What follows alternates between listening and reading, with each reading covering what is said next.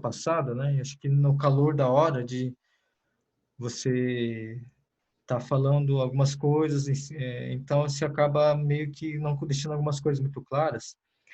Eu falei sobre traduções no caso, então eu falei sobre o que a gente tem que ter várias traduções de comparação, né? Eu acho que talvez eu tenha deixado um tom meio de que a gente não deve confiar nas traduções atuais e tal, mas assim, na verdade a gente deve confiar, né? São ótimas traduções. Aliás, são várias traduções que nós temos, né? E só frisar que tem algumas traduções que são realmente tendenciosas, né? Que geralmente são traduções que não são muito ortodoxas, né? Então, realmente essas vocês têm que tomar um certo cuidado. Geralmente elas estão ligadas a algumas religiões, né? Mas, assim, as traduções em geral, elas são ótimas, né? Então, só queria retomar esse ponto, né? Outra coisa também, eu usei muito termo exemplos banais, né? De acordo com a aula. Eu queria esclarecer que não é que a Bíblia seja banal, tá? São meus exemplos que são banais, né?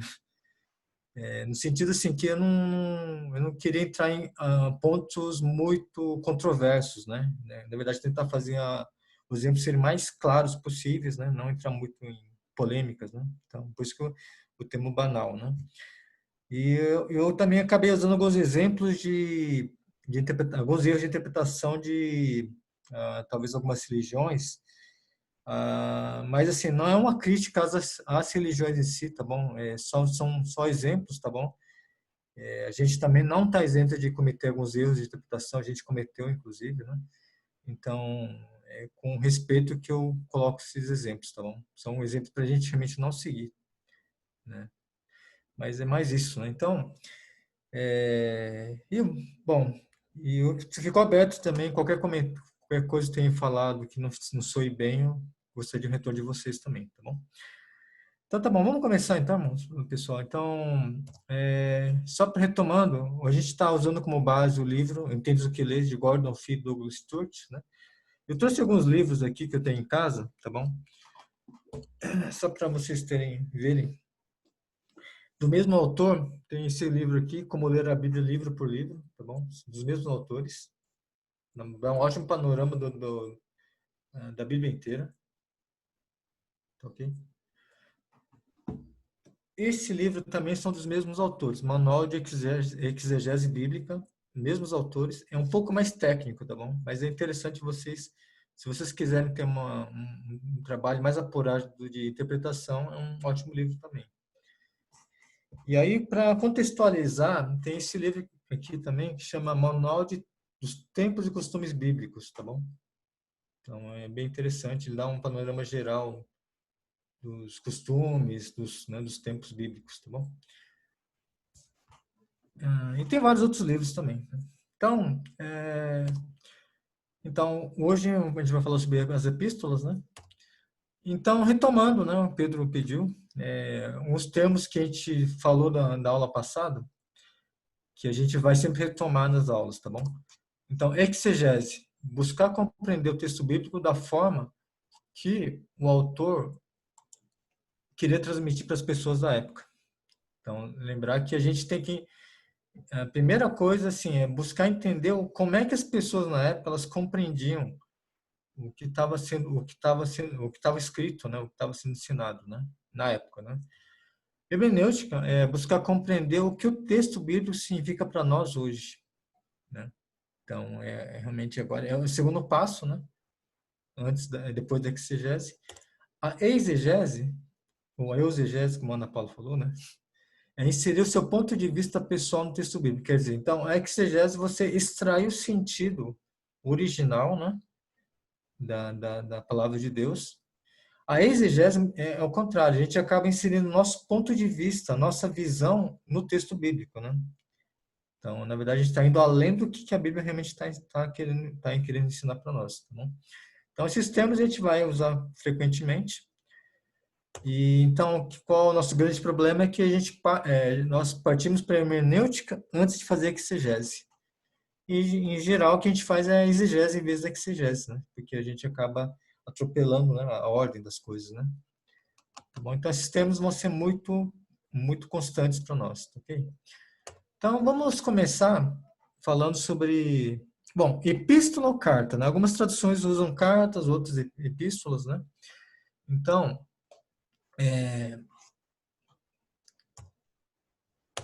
por que que a gente vai começar pelas epístolas, nas nossas aulas, por que começar pelas epístolas, né?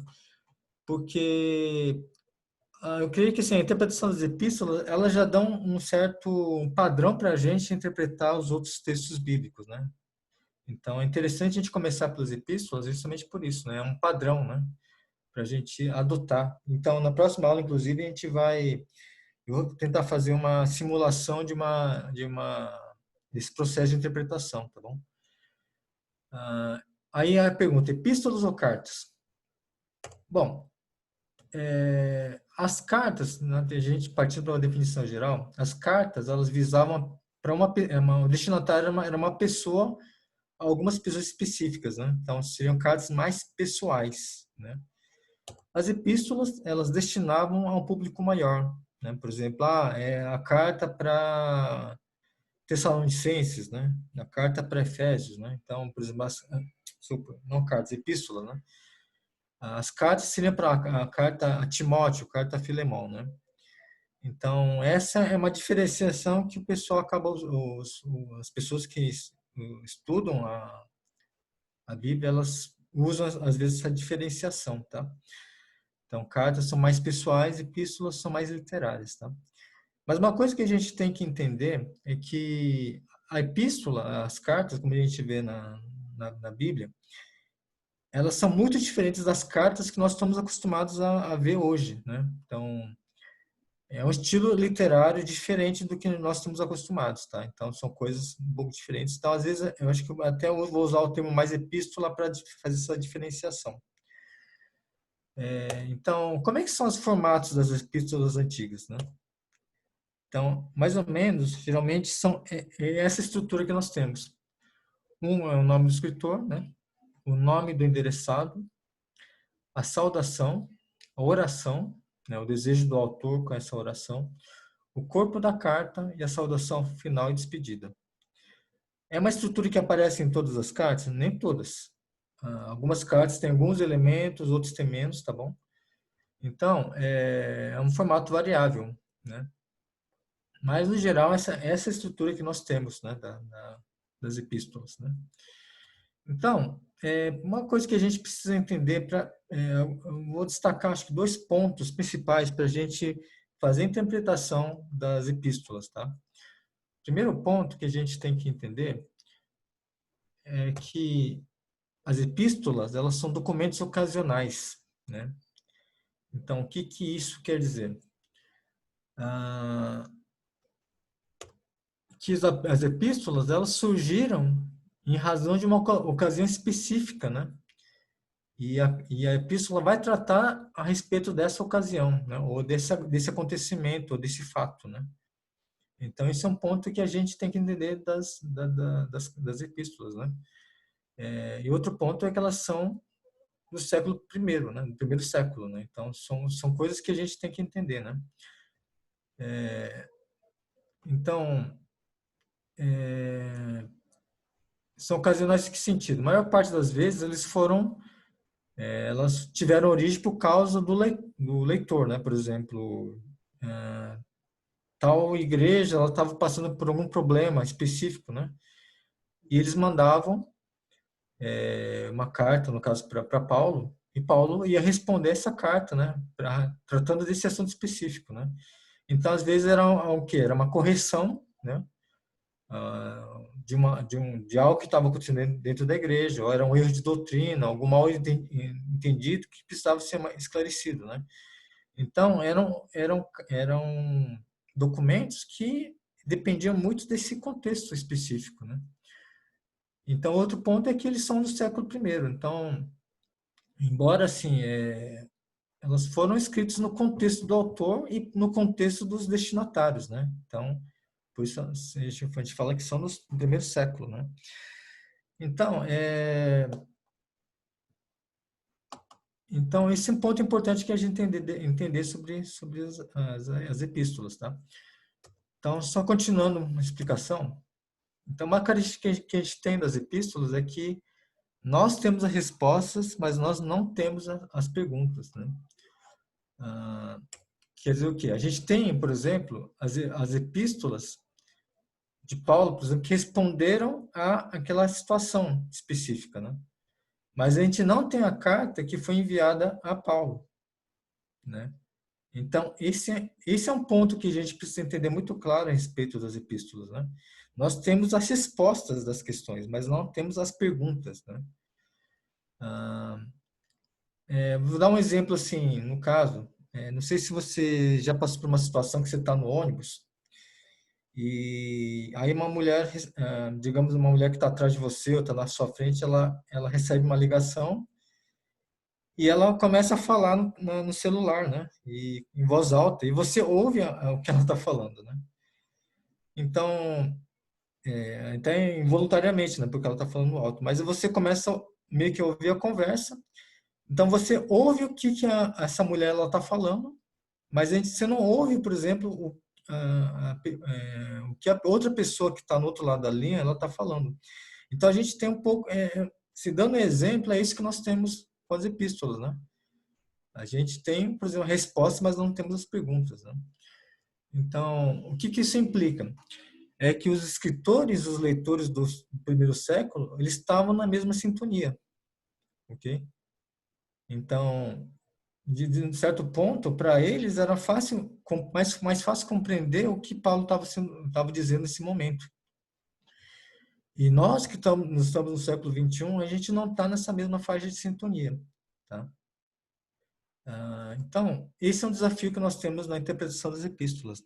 Não sei se ficou claro, mas um dos desafios que nós temos é justamente isso, né? É que a gente não está na mesma sintonia das pessoas do primeiro século. Por isso é importante nós fazermos trabalho de exegese. A gente precisa compreender exatamente o contexto em que a carta foi escrita, por que ela foi escrita, né? Ah, continuando, então, por exemplo, vamos começar com um exemplo, né? Gálatas 3, 1-2. Ó Gálatas sem juízo, quem foi que enfeitiçou vocês? Na minha pregação a vocês, eu fiz uma descrição perfeita da morte de Jesus Cristo na cruz. Por assim dizer, vocês viram Jesus na cruz. Respondam somente isto. Vocês receberam o Espírito de Deus por terem feito o que a lei manda ou por terem ouvido a mensagem do Evangelho e terem crido? Então, você está vendo aqui a carta de Gálatas, né? Paulo escreve essa carta para os Gálatas, e é uma situação específica acontecendo aqui, né? Paulo, se você for ler a epístola de Gálatas, basicamente o que Paulo vai fazer, ele vai tratar do tema da salvação pela fé. Qual a razão? Né? Por quê? Porque alguns cristãos de origem gentia, no caso eram cristãos que vieram do judaísmo, estavam assim obrigando, na verdade, desculpa, está escrito errado aqui, mas eles estavam obrigando alguns cristãos que não eram de origem judaica a obedecer alguns mandamentos do Antigo Testamento, por exemplo, a circuncisão, né? Então, o que acontece com isso é que isso contradiz completamente o Evangelho de Jesus, né? Por exemplo, então, quer dizer, você está sendo salvo pela fé ou pela lei? Então, Paulo ele vai tratar justamente da salvação, né? Pela fé. Então, Gálatas também de uma certa forma, é uma carta de correção aos Gálatas, né? Então, é isso que a gente precisa entender. Então, a gente precisa retomar o contexto, né? Por exemplo, nesse sentido, da carta de Gálatas. Por que Paulo escreveu a carta? Por que ele, por exemplo, se você for ver nos primeiros capítulos da carta de Gálatas, ele está defendendo o ministério dele, a autoridade dele como evangelista, né? Por quê? Justamente porque esses cristãos de origem judaica eles estavam questionando justamente a autoridade de Paulo, né? Então, a gente precisa então sempre voltar ao quê? A fazer a exegese, esse trabalho de contextualização dos livros, né, da Bíblia. Então, outro ponto é a teologia da tarefa, né? Então, o que quer dizer isso? Teologia da tarefa. que a gente precisa entender que as epístolas, elas não são tratados teológicos, mas sim uma teologia da tarefa. Quer dizer, a teologia a serviço de uma necessidade específica, né? Bom, o que isso quer dizer? Quer dizer o quê? Que, na verdade, que nem eu estava comentando sobre a epístola, né? Em Gálatas, se Paulo estava tratando de uma questão, ele estava tratando daquela questão específica que estava acontecendo em Gálatas, né? Então, ele não tem, por exemplo, toda a teologia de um determinado assunto, mas sim parte dela. Paulo está tratando de uma questão específica da igreja, ou daquele assunto nessa igreja. Então, o que isso implica é que assim, as epístolas não esgotam um determinado assunto. É sempre preciso a gente ver, por exemplo, uma visão ampla de todo assunto, desse assunto em toda a Bíblia, né? Então, é muito complicado você pegar, por exemplo, fundamentar uma doutrina somente numa carta, né? Na verdade, você tem que ter uma visão geral desse assunto em toda a Bíblia, em várias cartas, né? Vou dar um exemplo, por exemplo, Tiago 2, 14 e 17, até comentei na última aula, né? Ele fala assim, meus irmãos, que adianta alguém dizer que tem fé se ela não vier acompanhada de ações? Será que essa fé pode salvá-lo?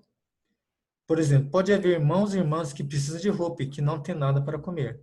Se vocês não lhe dão o que eles precisam para viver, não adianta nada dizer que Deus os abençoe, vistam agasalhos e comam bem. Portanto, a fé é assim, se não vier acompanhada de ações, é coisa morta. Se a gente lê essa carta de Tiago isoladamente, desculpe, eu coloquei Paulo vai tratar do tema salvação, não é Paulo que trata da salvação em Tiago, tá bom? É Tiago, né? Mas o que acontece? Se a gente tratar de usar somente essa passagem isoladamente como para fundamentação de uma doutrina, o que vai acontecer? A gente vai entender que a salvação ela é por obras, né? Mas há um contexto aqui que a gente precisa entender, é que assim, não é que a salvação é por obras, é que a fé gera boas obras, né? Então, o que a gente precisa fazer, no caso, é também tratar esses assuntos em outras epístolas, como Romanos, Efésios e Gálatas, para a gente ter uma visão ampla e completa desse assunto, né? Da questão da fé, da questão da salvação pela fé, né? Então, então, pegando esses dois pontos que são importantes de a gente compreender sobre as epístolas, né? Então, vamos partir um pouco para a prática, né? Como fazer a exegese, né, das epístolas. A gente precisa primeiro fazer uma tentativa de reconstrução da situação da qual o autor está falando, por exemplo. Então, realmente retomar o contexto, né? A situação que estava sendo vivida naquele momento e por que o autor vai escrever sobre esse assunto nas cartas, né? Sobre os vários assuntos que estão na carta. Então, primeiro a gente vai buscar informações a respeito da carta e da epístola, né? Como era o ambiente cultural, histórico, religioso, social, né? Entender um pouco isso, né? Aquele livro que eu mostrei para vocês, ele pode uma boa visão sobre isso, né? Pode dar uma boa visão. Segundo, a gente tem que ter o hábito de ler a carta inteira do começo até o fim de uma só vez, né? Por exemplo, fico pensando assim, se você recebe uma carta, você não pega a carta, por exemplo, e vai ler um trecho num dia. Aí no outro dia você lê um outro trecho, e aí no terceiro dia você lê um outro trecho, e em uma semana você termina de ler a carta, né? Não é assim que você lê a carta em geral. Você lê a carta de uma vez inteira, né? Então, o que acontecia muito no primeiro século, por exemplo, quando Paulo escrevia uma carta, essa carta ela era lida inteiramente na congregação. Por exemplo, então, digamos que uma certa pessoa da igreja lá recebeu aquela carta, ela ia, por exemplo, onde a congregação se reunia e ela lia totalmente a carta para as pessoas. Então era assim que funcionava, né? E essa carta sendo espalhada, era muitas vezes espalhada nas várias congregações que existiam, então era assim que as cartas eram lidas, né? Então, era realmente uma leitura de uma carta. Hoje, por exemplo, que acontece muitas vezes, nós pegamos a Bíblia e a gente começa a ler por trechos, né? Por exemplo, a gente lê um trecho hoje, então a gente tem que ter um costume de ler a carta inteira, para a gente ter essa visão geral da carta, né? Só para a gente ter uma ideia, por exemplo, Gálatas 5, 19 e 22, que é uma escritura muito famosa, conhecida nossa, que é dos frutos, né? Do Espírito, né? Então, não, eu não vou ler essa escritura toda, tá bom? Vocês já conhecem bem. Mas a gente costuma usar muito essa escritura para falar realmente dos frutos do Espírito, né? Mas a gente acaba, por exemplo, tirando ela do contexto. E se você lê esse trecho no contexto, você vai entender que ah, ele trata, Paulo vai tratar sobre essa questão da obediência à lei em vez da salvação pelas obras, né? Ou pela obediência à lei em vez da fé. E é interessante porque no final, por exemplo, no versículo 22, você vai ver que o quê? Que ele fala assim, contra essas coisas não existe lei. Então, interessante, né? A gente é interessante a gente ler essa passagem em todo o contexto de Gálatas, né? Porque está sendo tratado de uma questão, há coisas que estão vindo antes dessa passagem, né? Então, há todo um trabalho de argumentação que Paulo está desenvolvendo muito antes, né? E então aí que vai culminar, por exemplo, nesse trecho, né? De Gálatas 5, 19 e 22. Então é interessante depois você fazer esse exercício de ler esse trecho com todo o contexto de Gálatas, né? Então, aí eu até peço para vocês fazerem esse exercício depois, tá bom? Para vocês terem essa visão, né, de como devemos ler as epístolas, né? Então, depois que a gente lê a carta inteira, né, de uma forma completa, qual um bom exercício para a gente fazer é dividir a carta em suas partes e seções lógicas, né? Então, por exemplo, você faz a primeira leitura de toda a carta, aí você vai começar, por exemplo, pegar a epístola e começar a fazer um esboço das partes, né, que Paulo vai tratando, e são os blocos de assuntos que você vai tentando delinear a carta, né? Então, aí você faz essa segunda leitura justamente para fazer essas marcações, né? Aí umas perguntas interessantes, né? O que estava acontecendo nesse contexto da carta a Gálatas? Por que estava acontecendo isso? Qual era a característica dos destinatários, né? Por exemplo, como era, por exemplo, a comunidade dos Gálatas, como era a comunidade dos Efésios, como era a comunidade dos Coríntios, né? Então, a gente precisa entender os destinatários, né? Por que eles mandaram essas questões para Paulo? O que motivou eles a fazer essas perguntas, né? Ah, a gente precisa também entender a atitude do escritor. Por exemplo, ele estava repreendendo, ele estava exortando, ele estava fazendo um apelo para as pessoas, né?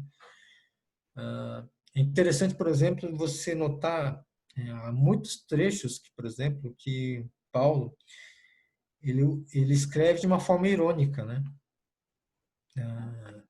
Tem tem trechos, por exemplo, que se você não tomar cuidado com o tom que ele está escrevendo aquele trecho, você pode fazer uma interpretação errada, né? Será que ele estava fazendo uma ironia? Ele estava sendo irônico, né?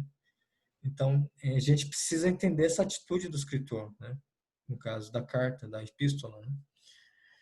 E um outro ponto interessante, como é que esse assunto chegou até os ouvidos do escrito, né? Então, do escritor, desculpa, do escritor. Tem alguns pontos, por exemplo, que no caso Paulo, ele vai falar assim, olha, eu ouvi isso por meio de algumas pessoas aí na igreja. Então, interessante, né? Como é que esse assunto chegou até Paulo? De que maneira isso chegou? Um outro ponto, né? A gente tentar prestar atenção em algumas marcas, né? Por exemplo, algumas palavras que se repetem, né, constantemente, né? Isso determina muito do assunto que está sendo tratado, por exemplo, naquele trecho, né? Então, outra coisa, que tipo de relacionamento existia entre o autor e os destinatários, né? Por exemplo, era um relacionamento conflituoso, por exemplo, Paulo com os coríntios, Paulo com os gálatas, né? Era um relacionamento amigável, por exemplo, você vai ver isso em Filipenses, né? Filipenses, você vai ver que Paulo tem um relacionamento muito bom com os filipenses, né? Então, como é que isso reflete, por exemplo, como isso vai refletir nos destinatários, né? Então, são algumas questões, algumas perguntas interessantes que a gente precisa fazer. Outro ponto, assim, lembra que na última aula eu falei sobre a gente tomar um certo cuidado de não ler o, o livro da Bíblia por meio dos capítulos, né? De tomar um certo cuidado com isso, por quê? Porque os capítulos muitas vezes foram divididos de forma arbitrária, né? Então a gente tem que começar a pensar, a fazer essa leitura em parágrafos ou blocos de assuntos, né? Então é interessante a gente começar a trabalhar dessa maneira nas nossas leituras, né? Que nem eu falei que a nova tradução de linguagem de hoje ela apresenta em parágrafos. Então é interessante você fazer, às vezes, pegar uma outra Bíblia, né? Fazer essa comparação, né? De como as Bíblias estão tratando esses assuntos, né? Se é em blocos, se é somente pelos versículos, né? Uma coisa que eu até queria comentar que não está... A gente também tomar uns certos cuidados com os subtítulos que estão, por exemplo, na Bíblia, né? Nas traduções, né? Tem que lembrar que essas separações, por exemplo, que são feitas, né? Dos assuntos, elas não são dos originais da Bíblia, né? São inserções que os tradutores fizeram, né? Então, só para você ter um exemplo, dar um exemplo para vocês, a parábola do filho pródigo, né? Então, se você pensar assim, se a gente pegar o título Parábola do Filho Pródigo, você tem a tendência de achar que o assunto da parábola é o filho pródigo. Mas se você lê a parábola, você vai entender que, na verdade, que a parábola não trata do filho, ele trata do pai. Na verdade, ela trata de Deus, né? Então, tomar um certo cuidado também com essas separações que estão nas traduções, tá bom? Nos subtítulos, né? Então, pensar um adendo aí, tá? Então, um processo de interpretação, né?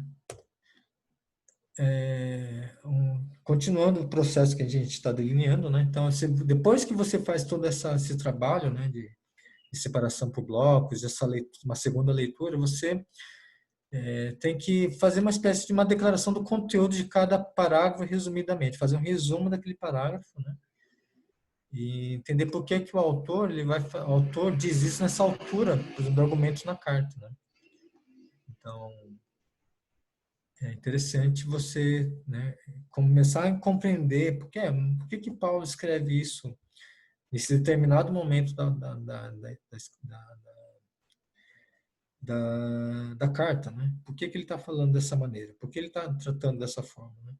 Então, às vezes há uma mudança, por exemplo, de assunto, né? Então, é interessante ver isso também, porque às vezes essa divisão que há na carta de assuntos, ela também é decorrente da carta que foi enviada para ele, né? Então, ele vai tentando responder os assuntos pela carta que ele recebeu, né? Então, é interessante sim, a gente trabalhar dessa forma. Então, ao final, né, a exegese deve estar completa em si mesmo, quer dizer, então, essa interpretação que nós fazemos de todo o contexto, ela tem que estar completa, né? Ela não pode ter uma coisa assim, todas as coisas devem se encaixar, né? Não pode ter nada fora, alguma coisa que não seja coerente com o assunto, né? Com todo o assunto da carta, né? Então, tem uma visão total. Então, com isso, você vai ter uma visão total da carta, da epístola, né? Então, esse é o final, né? Do processo que a gente tem que fazer sobre esse trabalho de exegese das cartas. Então, vamos fazer um estudo de caso, né? Pegar primeiro Coríntios, tá? Então, vou fazer o início de como a gente poderia trabalhar, por exemplo, uma exegese de uma carta, de primeiro Coríntios. Então, primeiro a gente vai tentar reconstruir, por exemplo, o contexto, né? Por exemplo, social, cultural, histórico da carta, né? Então, retomando um pouco da aula anterior, né? Corinto era uma cidade relativamente jovem, tinha 94 anos, né? Quando a carta foi escrita, né? Então, lembrando que era uma cidade bem comercial, ela estava num ponto muito estratégico, né?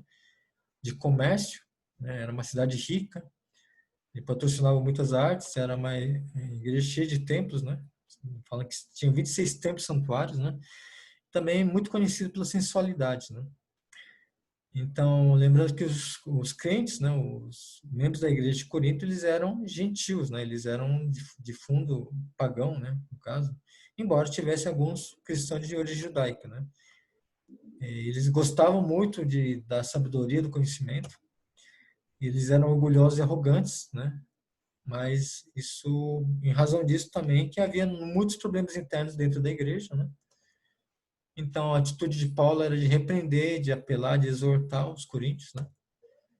Então, Paulo, ele foi informado pelas pessoas da casa de Cloé, né? Então, provavelmente, né, ele recebeu esses informes do que estava acontecendo dentro da igreja para alguns membros da igreja que eram da casa de Cloé, né? Isso foi, Paulo mesmo fala na carta, né? Então, aí a forma como a carta é estruturada revela a resposta da carta anterior que ele recebeu, né? Então, lembrando que Paulo escreve uma carta de correção e com várias recomendações para a igreja de Corinto, né? Então, os irmãos da igreja de Corinto estavam atravessando graves problemas espirituais, por exemplo, desunião, você vai ver isso em capítulo 1, 11 a 17. Eles eram considerados carnais, então, no capítulo 3, nesse trecho, né? Eles eram considerados arrogantes, 4 a 18. Eles eram tolerantes em relação ao pecado, você vai ver isso no capítulo 5. Eles tinham dificuldade de organizar o culto, no capítulo 11. Eles faziam uso equivocado dos dons espirituais, você vai ver isso nos capítulos 12 e 14, né? Então, então, então a gente precisa entender, então, como eram os irmãos da igreja de Corinto. Eles estavam atravessando esses problemas espirituais, né? Aí a gente vai fazer um esboço, por exemplo, de toda a carta de Corinto, né? Só lembrando, irmãos, retomando aquele ponto, que a gente tem que tomar um certo cuidado com aquela separação em capítulos, né? Você vai ver, por exemplo, ó, no esboço, que os assuntos eles não estão separados exatamente pelos capítulos. Você vai ver que os assuntos eles estão, muitas vezes, atravessam os capítulos, né? Então, vocês estão vendo aqui toda a estrutura, por exemplo, da igreja, da carta de Coríntios, né? Opa.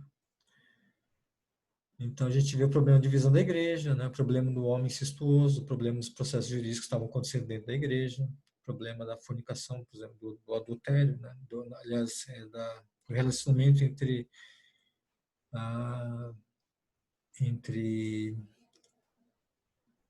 o cunhado e a... Bom, desculpa, eu não estou lembrando dos termos, tá? Comportamento dentro do casamento, a questão das virgens, a comida sacrificada aos ídolos, a cabeça das mulheres cobertas na igreja, né? Problemas do abuso no aceito com o Senhor, os dons espirituais, a ressurreição corpórea dos crentes, a coleta, né? A volta de Apolo, exortações e soluções finais. Então, você vê que a carta de Corinto é uma carta que trata de muitos assuntos dentro da igreja. Então, isso é um trabalho de fazer esse esboço, né? De fazer essa segunda leitura para tratar de todos os temas, né? Então, eu vou terminar com alguns exemplos, tá bom? Sobre alguns assuntos, tá? 1 Coríntios 1 a 4, então você vê essa passagem de 1 Coríntios 4, 10, tá? Por causa de Cristo nós somos loucos, mas vocês são sábios por estarem unidos com Ele. Nós somos fracos, vocês são fortes. Vocês são respeitados, nós somos desprezados. Então, esse é o trecho de 1 Coríntios 4, 10. E uma coisa que é interessante, nessa parte, 1 Coríntios 1 a 4, que você vai ver que a palavra sabedoria ou sábio, ela é repetida 26 vezes nos capítulos de 1 a 4. Né? Então, seria então uma espécie de elogio para os coríntios? Não necessariamente. Na verdade, assim, é mais uma coisa irônica do que mais uma ironia de Paulo do que realmente um elogio, né, aos membros da igreja de Corinto. Né? Se você ver a própria passagem de 1 Coríntios 4:10, você vai ver que é uma ironia aqui de Paulo. Né? Ele está usando um termo irônico, assim, usando um tom irônico para falar dos coríntios. Né? Quer dizer, então, é algo interessante para a gente estudar, né? Pegar esses termos muito recorrentes, né, nas passagens, para a gente, né, realmente tentar entender qual o tom que Paulo está usando nesse trecho. Isso é irônico, é uma exortação, uma repreensão, né? Então, um outro ponto, uma outra passagem, né? 1 Coríntios 13, 1 a 3. Poderia dar tudo o que tenho, até mesmo entregar o meu corpo para ser queimado, mas se eu não tivesse amor, isso não me adiantaria nada. Então, essa passagem é muito famosa, né? Está até na música do Legião Urbana, né? A famosa canção, né? E então, só um minutinho. Então, é interessante porque 1 Coríntios 13, ele vai falar do amor, né? Então, eu poderia falar, né? Fazer tudo o que for necessário, né? Mas sem amor não significaria nada. E a gente costuma, por exemplo, ler essa parte do amor de uma forma isolada, né? Só concentrando em 1 Coríntios 13. Mas a gente tem que entender, por exemplo, que Paulo fala esse trecho, essa parte, entre os capítulos 12 e 14, quando ele trata dos dons espirituais ou dos abusos, né, que estão sendo utilizados os dons espirituais, né? Então, por exemplo, essa é uma passagem que gera muitas interpretações em relação aos dons espirituais, os dons de línguas, né? Então é interessante por que Paulo ele está falando do amor justamente entre esses capítulos 12 e 14, né? Justamente por quê? Porque os coríntios estavam abusando dos dons espirituais e estavam ficando orgulhosos, né? Se sentindo superiores pelo fato de exercer determinados dons, como de falar em línguas, né? E outros usando os dons de uma forma equivocada, causando desordens no culto. E isso não contribuía para a edificação do corpo, né? Então, por que Paulo fala justamente do amor?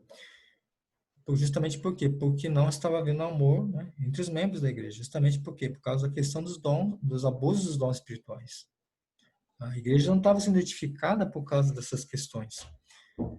Então, interessante a gente ver, por exemplo, essa ver realmente, por exemplo, essa colocação dos assuntos, né? Então, capítulos 12, 13 e 14, elas têm que ser entendidas num bloco só, né? Então, interessante, né? Então, é uma coisa que a gente tem que pensar. Então, bom, o último ponto que eu queria trabalhar, então, sobre esse assunto, é 1 Coríntios 11, 27 e 28, que fala sobre a questão da ceia, né? Pois aquele que comer do pão do Senhor ou beber do seu cálice, de modo que ofenda a honra do Senhor, está pecando contra o corpo e o sangue do Senhor. Portanto, que cada um examine a sua consciência, então coma do pão e beba do cálice. Então, ele está falando sobre a ceia, né? Então, o que acontece muitas vezes, que você lendo essa passagem de uma forma isolada, então, alguns, por estarem com uma consciência pesada, acabam não tomando a ceia, né? Mas será que é um entendimento correto disso? Né? Então, a passagem, ela precisa ser lida no contexto, né?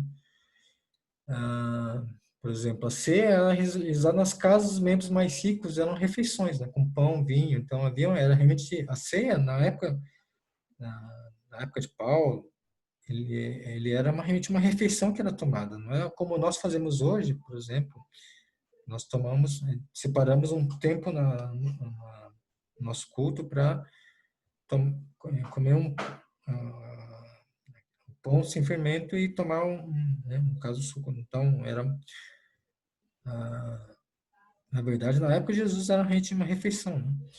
Então, e aqui acontecia muitas vezes que alguns membros eles comiam a refeição sem esperar pelos outros membros, né? Que eram geralmente mais pobres, né? Que eram escravos, né? Que às vezes não conseguiam chegar no momento correto. Então, a gente precisa entender todo esse contexto, né? Da questão como a ceia é tratada com Paulo, né? Então, o que acontecia então é que a gente isso quebrava um dos pontos importantes da ceia, que é a questão da comunhão, né, entre os membros, né? Então era um espírito totalmente contrário à comunhão. Então, queria assim, terminar nesse ponto, por quê? Porque na próxima aula, do que a gente vai tratar justamente, eu vou fazer uma espécie, um exercício de interpretação da carta, com todos os passos, né, em relação a essa passagem, né, da ceia, né, para a gente ter uma visão de todo o processo, como pode ser feito esse processo todo de interpretação da ceia, né, do entendimento a respeito da ceia. Então, aí isso vai ficar para a próxima aula, então, ao invés de continuar lendo, estudando essa questão do estudo das epístolas, das cartas, né, só que uma questão mais prática de como aplicar essa interpretação, ok? Tá, então é isso, pessoal. Então, a gente termina essa aula por aqui, né? Espero que tenha ajudado, né? Ok, então, aí eu queria abrir para perguntas, né? Não sei se ficou claro, as questões ficaram claras, né? Então, fica aberto para as questões, né? Edson, só ia pedir para você tirar o compartilhamento. Ah, sim, desculpa.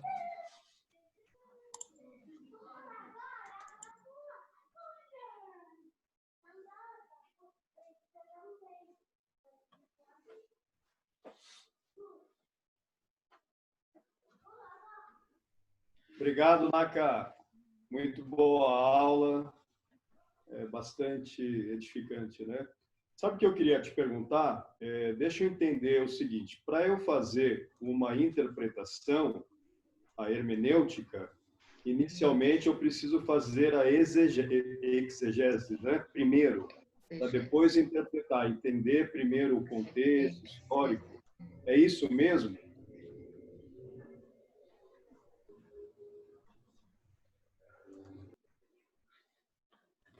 Ouviu?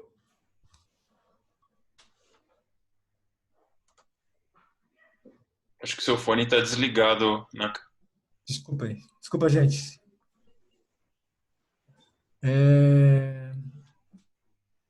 Realmente, primeiro é a questão da exegese, tá? Então, o que acontece? Você primeiro faz a exegese, depois você vai para a hermenêutica. A exegese é justamente o processo de você tentar compreender, por exemplo, o que as pessoas na época elas entendiam, como elas compreendiam, no caso, o que Paulo, o autor da carta, ele estava escrevendo. Então, de uma certa forma, era muito claro para eles, em alguns pontos das cartas eram muito claros, né? Porque eles estavam vivendo a mesma sintonia, né? Então, a gente precisa primeiro compreender essa faixa, essa sintonia que estava tendo entre Paulo e os coríntios, por exemplo. Lógico que é um processo difícil, não é um processo fácil, porque você tem que fazer um trabalho de contextualização muito profundo, né? Mas se você não fez esse trabalho de exegese, você partir para tentar compreender, por exemplo, o que aquela passagem significa para você hoje, sem esse passo, geralmente o que você vai fazer? Você vai colocar uma visão sua pessoal na sua interpretação. E a exegese? Que seria exegese, quer dizer, você está colocando sua opinião pessoal em cima da passagem. Então, muitas das erros doutrinários que nós cometemos é muito isso, né? É uma exegese. A gente não dá os passos corretos para fazer essa interpretação. Perfeito. Muito obrigado. Não sei se com a aula deu para entender esse processo, não? Ele ficou claro? Ficou alguma coisa no ar, assim?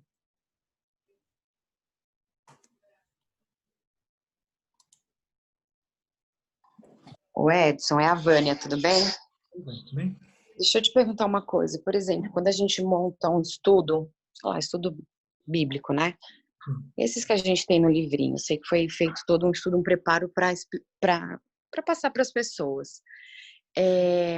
Dentro desse estudo, a gente pode cometer alguma falha, por exemplo, dentro de, sei lá, estudo da palavra.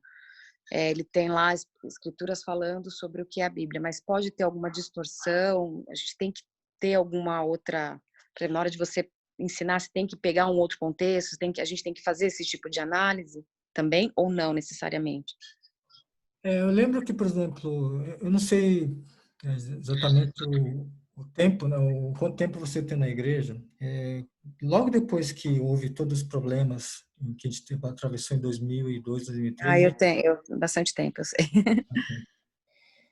a gente fez um trabalho de reavaliação dos estudos básicos, né, para ver realmente quais eram as escrituras eram realmente condizentes, quais não, né? Então, não só a nossa igreja, mas como a igreja no mundo inteiro, né? Igreja de Cristo internacionais no mundo inteiro, eles fizeram todo um trabalho de reavaliação. Então, por exemplo, o que nós temos de estudos hoje, eles já passaram por esse crivo, né? Passaram por esse crivo de reavaliação, né? Realmente, algumas passagens realmente foram interpretadas de uma forma equivocada, né? Havia alguns erros que acabaram geraram algumas consequências que realmente levaram a algumas coisas que nós atravessamos em 2002, 2003, né? Mas os estudos hoje já passaram por esse crivo, então, mas é muito interessante você fazer, se você quiser fazer exercício de contextualização, é válido, né? Eu não tiro, Sim, não tiro essa, eu acho que é importante você fazer também, até para um crescimento sim. pessoal seu, espiritual, né? Maravilha, obrigada. Ô Edson, Sim. qual a importância como se diz, falar em línguas na igreja? Qual a importância da igreja usar isso? Se é uma coisa que ninguém entende o que a pessoa fala, o que vai acrescentar a fé para as pessoas isso? Isso exigiria um estudo específico sobre as línguas, né? Então, se eu fosse explicar isso, exigiria todo um contexto, todo um trabalho de contextualização dessas passagens, né? Então, eu acho que, na minha opinião, tá? Essa passagem de 1 Coríntios é o que eu falei, né? A gente tem que realmente entender, justamente, fazer essa exegese. O que isso implicava para as pessoas na época, né? Na minha opinião, pessoal, eu tenho a visão que os dons de línguas eles tinham um propósito específico que eram válidos na época que Paulo escreve essas cartas, né? E tanto que, por exemplo, Paulo, quando escreve essa carta, por exemplo, para os Coríntios, tratando das questões dos dons de línguas, na verdade, ele está corrigindo a igreja do uso desses dons, né? Quer dizer, ele não está exortando, falando, vocês devem, né? Na verdade, ele estava corrigindo o uso que os coríntios estavam usando, né? Fazendo. Abusando. Então, na minha opinião, havia um contexto muito específico para as pessoas na época sobre essa questão dos dons de línguas e que hoje elas não são válidos mais, né? Agora, sim, eu sei que isso é um assunto polêmico, né? Que sempre vai gerar muitas outras opiniões, né? Mas se a gente for, se eu for tratar disso, realmente vai exigir até uma outra aula, né? Então, Ok, obrigado, Edson. tá? Eu fiz alguns estudos, tá, sobre isso. Depois eu posso, se você me passar um e-mail, eu te passo, tá? Então, talvez eu possa te ajudar. E o Jorge também ele deu umas aulas sobre isso também. Então, acho que vale a pena você dar uma olhada no YouTube da igreja para ver essas aulas. Ok, obrigado.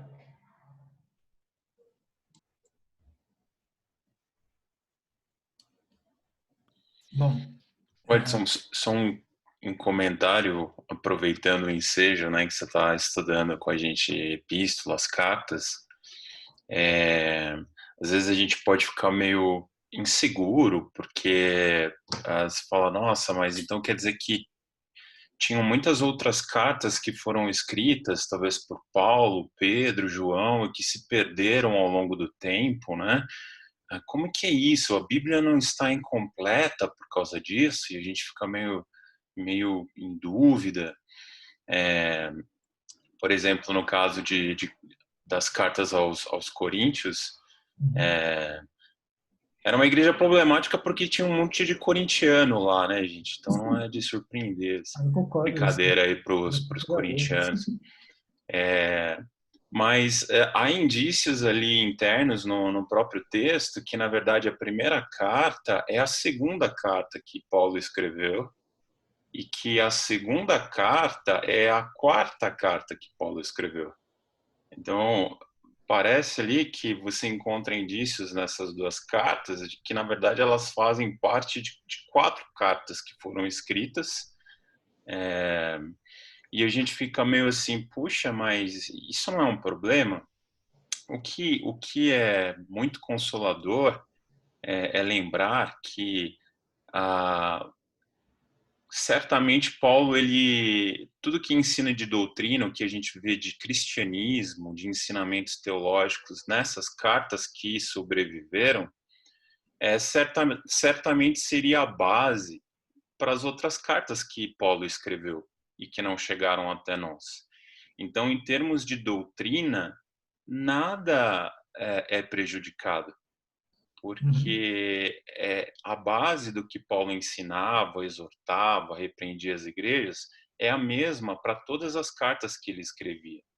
Então, nesse sentido, a gente não perde, porque a gente tem a mensagem clara do cristianismo em todos esses documentos que chegaram até nós. Então, nesse sentido, a gente pode ficar tranquilo de que a gente tem a mensagem na íntegra para a gente. A gente consegue entender muito bem o que é a base do cristianismo, o que Jesus veio fazer nesse mundo, o que é o perdão dos pecados, o que é a salvação pela fé, o que é arrependimento, qual é o poder da cruz, o que é uma vida nova, uma criatura nova em Cristo, o que é uma vida pelo Espírito Santo. Então, nada disso é afetado pela ausência de cartas que a gente não tenha conhecido.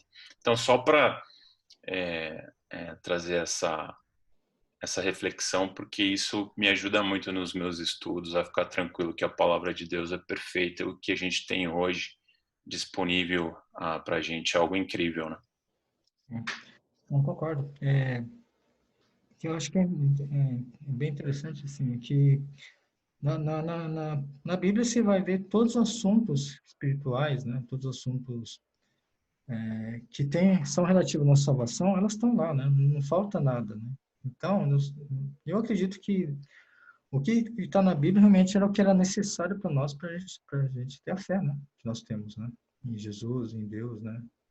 E a gente ser salvo, né? Então, de fato, o que está lá na Bíblia, isso também existe, por exemplo, tem uma questão chamada a formação do cânon da Bíblia, né? Que é um assunto bem interessante, né? Como é que o cânon da Bíblia? O cânon seria, por exemplo, seria um processo de formação da Bíblia. Por que há certas cartas que estão, por exemplo, por que o Antigo e o Novo Testamento estão as cartas, desculpa, porque a Bíblia ela contém essas cartas e esses livros que nós temos hoje, né? E por que não, por exemplo, livros apócrifos? Né? Porque alguns livros apócrifos não estão lá. Então há todo um processo que envolveu séculos, né? De trabalho, de estudo, de pessoas que debateram sobre isso para formar o cânon da Bíblia, né? Então, a gente pode ter total confiança na palavra de Deus, né? O que é preciso, ela está lá. Então, pode ter essa confiança na Bíblia. Né? Aliás, é um estudo interessante depois para ser feito, né? Na escola bíblica. Né? Obrigado, Edson. Fica aí a dica para mais para frente ser um tema, né? Isso é interessante, sim. Obrigado. Sim. Algum ponto que não ficou claro? Não sei se... Irmãos, também não quero assustar vocês, tá? Não, o próximo estudo o próximo aula que a gente vai fazer, justamente a gente vê a prática, né? Vocês vão ver que a coisa não é tão também, não é um bicho de sete cabeças, né? É um cuidado que a gente tem que ter em relação ao estudo da palavra, né? A gente muitas vezes não foi treinado para isso, né? Então a gente é um primeiro passo que a gente precisa dar nesse sentido, né?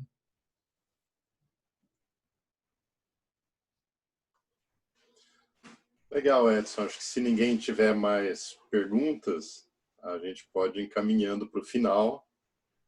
Se você depois, pessoal, estudar o material e aparecer mais alguma dúvida, aí também fica a oportunidade de, no início da próxima aula, poder trazer essas questões para o Edson, para ele começar. Então, fique à vontade, pessoal. Edson, muito obrigado pela aula. Obrigado pelo trabalho, acho que isso ajuda bastante a gente com as técnicas de poder interpretar. Eu estou animado para a semana que vem, para a gente fazer esse caso prático juntos. Ok. Desculpa também, minha mãe passou aqui atrás, tá? Eu falei que ia dar Edson, uma eu só aula, queria ela te achava que perguntar. ia dar uma aula pessoal. Isso Tá? mesmo. Edson, eu só queria, Edson, você Sim. falou que assim seria melhor pegar uma carta e ler ela toda, é mais produtivo assim em termos de entendimento. É isso que você falou, né? O que acontece? Quando a gente for, por exemplo, fazer uma interpretação, o que é interessante, primeiro passo que você precisa fazer é ler a carta por inteiro. Realmente, pegar a carta e ler, né? Toda a carta. Por quê? Porque você vai ter uma visão geral da carta.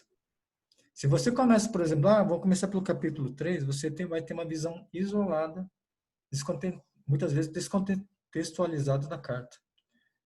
Tá? Então, por isso que a gente tem que ter sempre uma visão geral. Então, aquele esboço aquele tentativo de esboço que eu fiz, então você vai ver que, por exemplo, que tem vários assuntos sendo tratados por aquela carta. E a gente tem que ter essa visão geral, né? Que nem, por exemplo, 1 Coríntios 12 a 14, que trata dons espirituais, né? Então, a gente usa 1 Coríntios 13 de uma forma muito isolada, né? Só que ele está dentro de um contexto de dons de línguas, né? Então, é interessante a gente ver isso, né? É verdade. Gálatas 5, que eu mostrei também a gente lê de uma forma isolada. Né? Então, está no contexto também, né? Por isso que a gente precisa ter esse entendimento da carta por inteiro, né? Legal. Mas é importante também, eu estava vendo que acho que é importante também rever cada ponto aqui, como o Sérgio falou, né? Porque você vai tendo mais uma clareza, assim, com outros pontos, uns pontos assim que vai surgindo, né? Então, por exemplo, está ficando gravado, né? Onde que eu consigo depois pegar esse conteúdo assim, se eu quiser ouvir novamente e tal? Então, Clademir, em breve a gente vai colocar isso no site da igreja. Vai ter uma área específica para as aulas da escola bíblica. Mas enquanto isso, se você tiver interesse, é só você manifestar e a gente encaminha para você o link para você poder rever a aula toda. Isso está disponível para qualquer um. É só entrar em contato comigo ou com o Bruno e a gente pode disponibilizar isso para vocês sem problema, enquanto isso ainda não está no site da igreja, tá bom? Legal, obrigado, viu? Obrigado, viu, Edson? Obrigado a cada um aí, participantes. Mas aí, eu estou viu? passando o meu e-mail pessoal, tá? No chat. Depois, se vocês quiserem mandar questões ou dúvidas por e-mail, tá ali disponível, tá bom? Ok. Agradeço a atenção de todos, tá bom? Espero que tenha ajudado. Obrigado. Muito obrigado, Edson. Foi ótimo. Obrigada, Edson. Excelente.